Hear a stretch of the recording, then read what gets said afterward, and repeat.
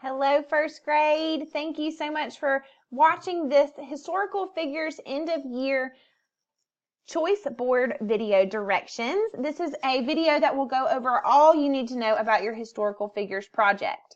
This project is being released to you on April 19th.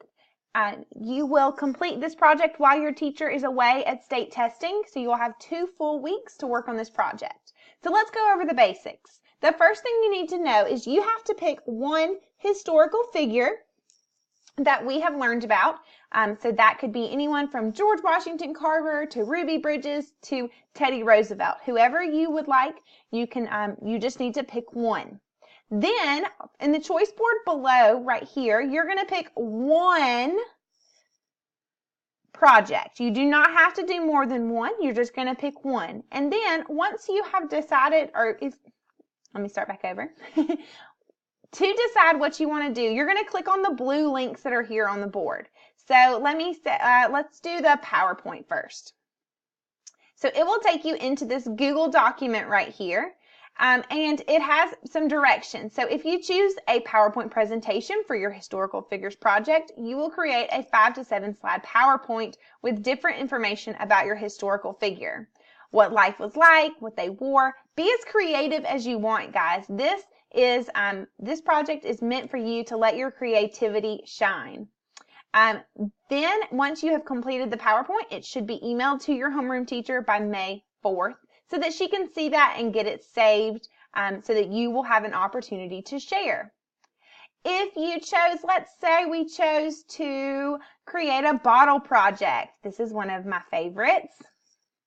So this bottle project right here, I have created examples for you. You'll just get a 2-liter bottle and you will use household craft supplies to turn your bottle into your historical figure. You need to consider what your historical figure looks like, how they dress, things like that. And in addition to creating this project, you will need to complete this historical figure report. And you can click on that. It'll take you into another Google Doc. And I suggest printing this out, or you can download it and you can type on it, and then you can email it to your teacher. So to submit the bottle project, what you would do is you would just post it onto your homeroom Padlet. So if it doesn't give you directions, just know that you need to post it to the Padlet. A couple of other things that you could do, you can create a test. You can do a biography quilt. Let me share this one with you. Okay, so if you choose a biography quilt, this is just an example here. You will use different colored paper, or you could do fabric, whatever. Like I said, this is for you to be creative. You will include this information onto that quilt, and you'll get it posted to your homeroom Padlet to submit it. Okay. All right, so if we go back right here, all of the directions are up here at the top.